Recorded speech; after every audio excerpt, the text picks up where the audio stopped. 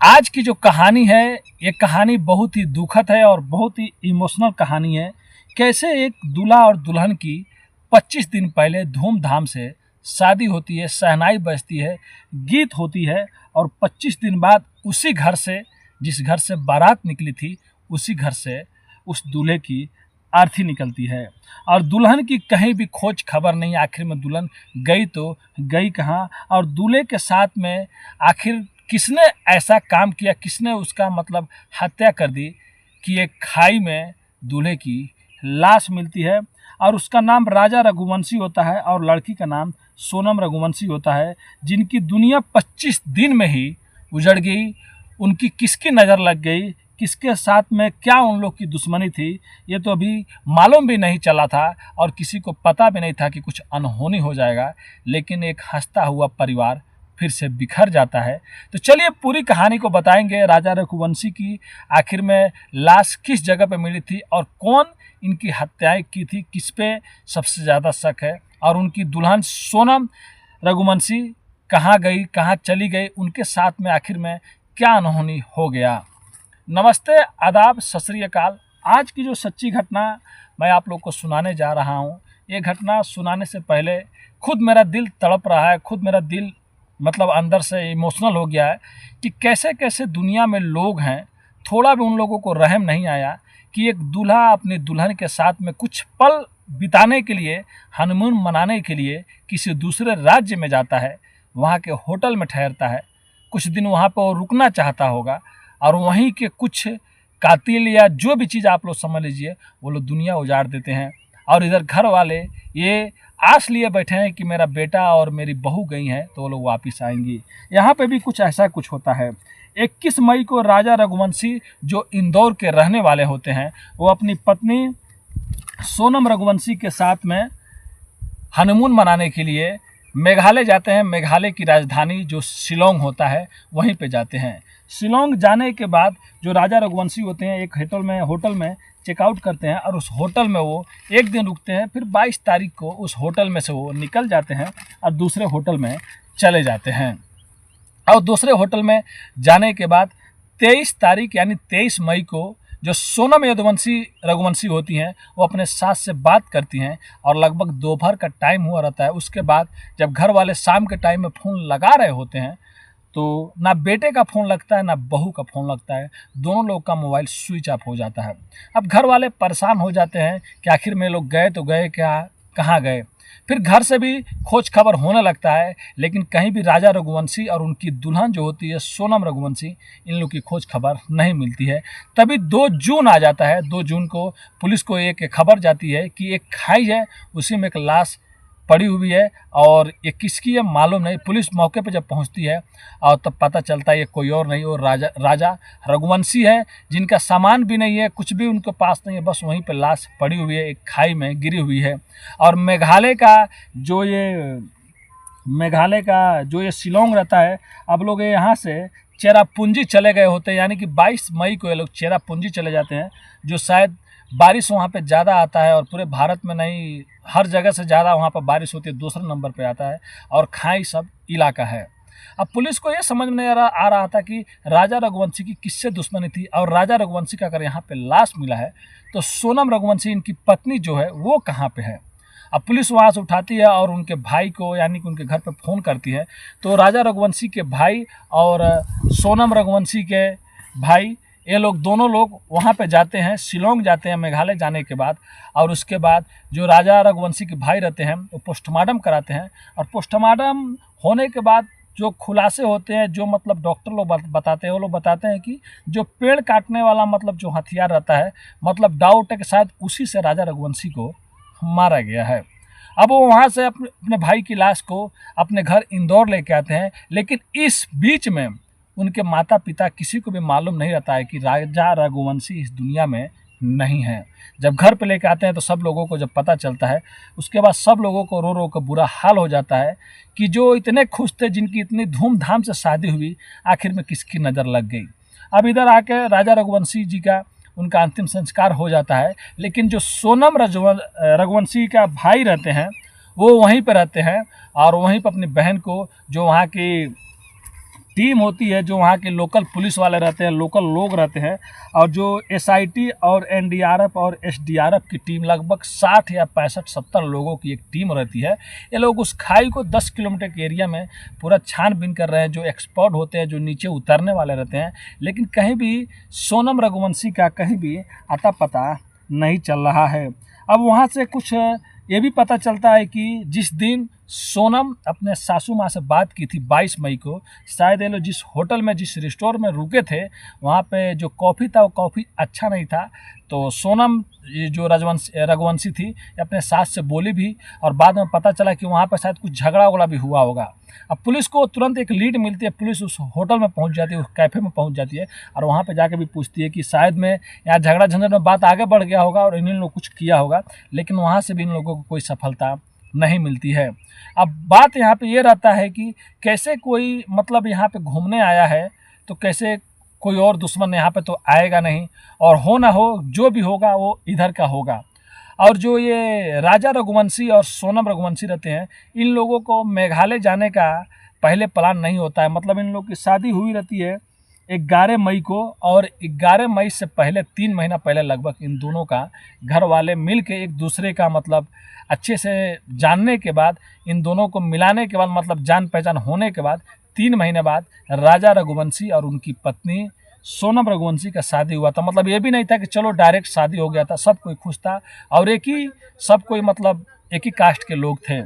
सबसे पहले ये लोग ये सोच के रखे रहते हैं कि हम लोग को कश्मीर जाना है और कश्मीर जाके हम लोग को हनीमून मनाना है। लेकिन 22 अप्रैल को जो पहलगाम में जो हमला होता है, जो आतंकवादी लोग हमला करते हैं और हमारे निर्देश भाइयों लोगों को 26 लोगों को मार देते हैं, इसके वजह से ये प्लान इनके घर वाले चेंज कर देते हैं। बोलते हैं कि तुम लोगों को कश्मीर नहीं जाना है तो तुम लोग कहीं और पे चले जाओ। फिर उसके बाद ये लोग मेघालय सोचते हैं, मेघालय जाएंगे, और उससे पहले हम लोग असम जाएंगे और वहाँ पे कामाख्या देवी जी का मंदिर है, उनके भी दर्शन करेंगे। तो ये लोग पहले वहाँ पे जाते हैं, फिर उसके बाद मेघालय का शिलोंग जाते हैं, फिर वहाँ से ये लोग चेरापूंजी चले जाते हैं, और चेरापूंजी से ही ये लोग गायब हो जाते हैं। और 2 तारीख को राजा रघुवंशी की लाश मिलती है। अब पुलिस की जितनी भी टीमें सब वहाँ पे लगी है, और पुलिस खुद कह रही है जब तक सोनम रघुवंशी का मतलब कुछ पता नहीं चल जाता, सोनम रघुवंशी कहाँ तक है, तब तक ये ऑपरेशन ये चलता रहेगा। और हर दिन वहाँ के जो लोकल ग्रामीण है और पुलिस की जितनी भी टीमें अलग अलग बनाई गई हैं, सब कोई सोनम रघुवंशी को ढूंढ रहे हैं। अब पुलिस के सामने ये चुनौती है कि ये जो भी हुआ है ये मतलब पक्का मर्डर है। और जो राजा रघुवंशी के भाई हैं वो भी कहते हैं कि सपने में एक दिन बाद उनका भाई आए थे, और आने के बाद कह रहे थे कि मैं मरा नहीं, खुद से मुझे मारा गया है। और जो भी सामान थी उन लोगों को साथ में महंगे महंगे मतलब मोबाइल हो गया, जो भी चीज़ हो गया, वो कुछ भी वहाँ पे मिला नहीं है। और एक चीज़ है, ये मेघालय का आप लोग को मैं चीज़ बताने जा रहा हूँ, और इसी मेघालय में लगभग 8 मई को इसी मेघालय के अलग अलग ज़िले के जो डीएम होते हैं वो एक एडवाइजरी जारी किए रहते हैं। चेरापूंजी में लगभग 15 या 20 किलोमीटर पे ही इंटरनेशनल बॉर्डर पड़ता है, जो बांग्लादेश और भारत का बॉर्डर लगता है। वो लोग बोले रहते हैं, जो ईस्ट खासी के जो जिला के डीएम है, वो 8 मई को ये भी बोले रहते हैं कि देखो यहाँ पे बांग्लादेश से घुसपैठ भी हो सकता है, लूटपाट या क्राइम भी होने की मतलब नीयत के से लोग यहाँ पे आ सकते हैं। इसीलिए 8 मई से ही वहाँ पे नाइट कर्फ्यू लगा दिया गया था लगभग 2 महीने के लिए। और जब सोनम रघुवंशी और राजा रघुवंशी जब ये लोग मेघालय के उस जगह पे गए थे, उस टाइम भी नाइट कर्फ्यू लगा हुआ था। तो कुछ पुलिस लोग का मानना है कि शायद कोई बाहर से आया होगा, जब वहाँ से बॉर्डर पास में ही पड़ता है, और उस बॉर्डर पे मतलब पहले से ही अलर्ट था कि मतलब वो लोग आने का चांस है लूटपाट या क्राइम करने की। तो एक तो इस तरह से भी जांच हो रहा है कि क्या कोई बाहर से आ सकता है कि नहीं आ सकता है। और वहाँ के जो लोकल क्रिमिनल लोग हैं, इससे मेघालय ज़्यादा बदनाम है, क्योंकि अपना देश जो है लगभग 28-29 राज्य है अपने देश में, और मेघालय जो है वो चौथे नंबर पे आता है क्राइम में, और इसीलिए मेघालय ज़्यादा बदनाम है। और कुछ दिन पहले ही अप्रैल में 10 अप्रैल को एक विदेशी आदमी का भी वहीं पे लावारिस लाश मिला था, उसी चेरापूंजी में। और कहने वाले बताते हैं, और पुलिस के रिकॉर्ड में भी है, और वहाँ पे उसकी लाश अभी भी पड़ी हुई है, कि जो विदेशी आदमी था उसका कोई भी सामान वहाँ पे मिला नहीं था। मतलब जो भी छानबीन हुआ कुछ भी सामान नहीं मिला। और उसकी लाश मिलने के बाद एम्बेसी को भी खबर किया गया और एम्बेसी वाले भी आए, लेकिन आज तक उसकी लाश वहीं पे मुर्दा घर में पड़ा हुआ है। और एक लाश के बाजू में ही जो राजा रघुवंशी हैं उनके लाश के थोड़ा सा दूर पे ही एक रेन कोट मिलता है। रेन कोट डबल एक्सल का होता है, जैसे कि बड़ा आदमी, जो बूढ़ा आदमी नहीं होते बड़े बड़े, वो लोग पहनते हैं, थोड़ा लूजर टाइप का, ऐसे एक रेन कोट मिला है और उस पर भी खून के धब्बे हैं। तभी वो भी फॉरेंसिक टीम को दे दिया गया है कि ये चेक किया जाएगा कि ये राजा रघुवंशी का है, कि शायद वो लोग रेन कोट लिए होंगे, क्योंकि वहाँ पे बारिश ज़्यादा आती है। और वहाँ पे ये भी एक चीज़ है कि जो भी लोग जाते हैं टूरिस्टम, तो वहाँ पे बारिश आने की ज़्यादा संभावना रहती है, इसीलिए वो लोग रेन कोट वहाँ पे रेंट पे भी लेते हैं। तो क्या वो लोग रेंट पे लिए थे या खुद लिए थे, घर वालों को नहीं मालूम होगा, तो उसको भी फॉरेंसिक टीम के लिए भेज दिया गया है। और 2022 की पहलगाम घटना के बाद ये लोग सोचे थे कि हम लोग कश्मीर अब नहीं जाएंगे और मेघालय जाएंगे और अच्छे से अपनी ज़िंदगी के कुछ पल अकेले शांति से बिताएंगे, फिर वापस लौट के आ जाएंगे। लेकिन क्या खबर था, क्या मालूम था कि वहाँ पे जाके ये घटनाएं घट जाएगी और एक शादीशुदा एक परिवार, एक फैमिली उजड़ जाएगी। और ये जो मेघालय है वहाँ की एक और बात सबसे अजीब है, यहाँ पे 34 लाख ही आबादी है, ज़्यादा नहीं है, बस 34 लाख ही आबादी है। हमारे उत्तर प्रदेश में तो 25 करोड़ हम लोग हैं, लेकिन यहाँ पे बस 34 लाख ही आबादी है। और एक डेटा के अनुसार यहाँ पे 17 लाख पुरुष है, तो 17 लाख मतलब आधा आधा लेडीज़ और जेंट्स हैं। और पूरे इंडिया में 22 नंबर पे पॉपुलेशन में आता है और 34 लाख में 2014 में ये क्राइम में 2024 में क्राइम में चौथे नंबर पर था। आप सोच सकते हैं पूरे इंडिया में 2024 में क्राइम पे चौथे नंबर पे था ये। मतलब 1 2 3 10 20 नहीं, 22 नंबर पे पॉपुलेशन पे है, लेकिन क्राइम में चौथे नंबर पे है। तभी पुलिस बहुत अच्छी तरीके से जांच कर रही है और सोनम रघुवंशी जी का अच्छे से खोज खबर भी कर रही है। और भी जितने भी लोग थे लोकल वहाँ के, जो पुलिस है, सब कोई वहाँ का मतलब जो खाई है वहाँ का जो चेरापूंजी है वहाँ पर भी मतलब क्या बोलते हैं ढूंढा जा रहा है। हर खाई को कोना कोना देखा जा रहा है। और इन लोगों को किसी से दुश्मनी भी नहीं थी, क्योंकि राजा रघुवंशी भी जो अच्छे परिवार से थे, अच्छे घराने से थे, और सोनम रघुवंशी भी अच्छे घर से थी, अच्छे परिवार से थी। उनके घर वाले भी बिजनेस करने वाले थे और ये लोग इंदौर के ही रहने वाले थे। और काश अगर पहलगाम में वो घटना नहीं घटी होती तो शायद ये लोग भी कश्मीर गए होते और आज ये लोग बहुत अच्छे खासे से ज़िंदगी जी रहे होते हैं। तो कौन किसकी नज़र लग गई और इस जोड़े को कि ये हाल हो गया। और जो भी किया होगा कहीं पे भी होगा तो हमारी पुलिस बहुत अच्छी है, आज नहीं तो कल उन लोगों को ढूंढ ही लेगी और ढूंढ के उन लोगों को सज़ा ज़रूर देगी। लेकिन सबसे पहले फ़र्ज़ हमारा ये बनता है कि हम लोग को सही सलामत सोनम रघुवंशी जी को ढूंढना है। तो पुलिस वहाँ की ढूंढ रही है और बहुत जल्द से जल्द सोनम रघुवंशी जी को वहाँ से ढूंढ के लेके चली आएगी। तो ये थी कहानी एक कपल की, जो शादी धूमधाम से होती है, सब कोई घर में खुशी से रहता है और हनीमून मनाने जाने वाले थे कश्मीर।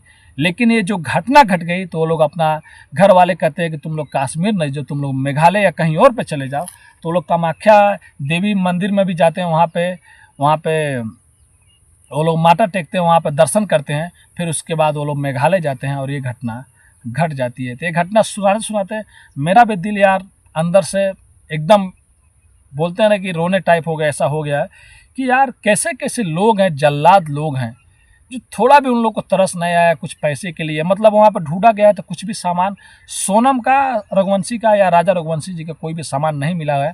तो शायद जिसने भी किया होगा, पुलिस अपने अपने एंगल से पहलू से सोच रही है कि शायद ये पैसे उसे जेवर के लिए मतलब मर्डर किया गया होगा या कुछ और दुश्मनी होगा। अब तो राजा जो सोनम रघुवंशी मिलेंगे उसी दिन पता चलेगा। तो बस आज की कहानी में इतना ही दोस्तों। मैं ऊपर वाले से भी दुआ करता हूँ जल्दी से जल्दी सोनम रघुवंशी मिल जाए और जो भी कातिल है उनको भी पुलिस जल्द से जल्द पकड़ ले। तो फिर से भाई नेक्स्ट वीडियो में आप लोग को बताएंगे आखिर में क्या हुआ क्या नहीं हुआ। तभी के लिए मैं अलविदा लेता हूँ। और सच में बोले तो मेरे भाई राजा रघुवंशी जी की आत्मा को शांति मिले, ऊपर वाला उनको शांति दे। और लेकिन जिन्होंने भी ये गलत काम किया है पुलिस उनको कभी छोड़ेगी नहीं मेरे भाई, और मिलने के बाद उनको सज़ा ज़रूर मिलेगी। लेकिन उससे पहले आप लोग भी ऊपर वाले से दुआ कीजिए, प्रार्थना कीजिए कि सोनम रघुवंशी सही सलामत जल्द से जल्द मिल जाए। तो बस आज के लिए इतना ही। और हमारा मकसद ये कहानी सुनाने का, किसी का भी दिल दुखाना नहीं है मेरे भाई, बस आप लोगों को जागरूक करना अपनी कहानियों के माध्यम से। कहीं भी जाए तो सोच समझ के किसी पे भी विश्वास करें और किसी से जल्दी झगड़ा मत करें और अपनी फैमिली का अच्छे से ख्याल रखें। धन्यवाद।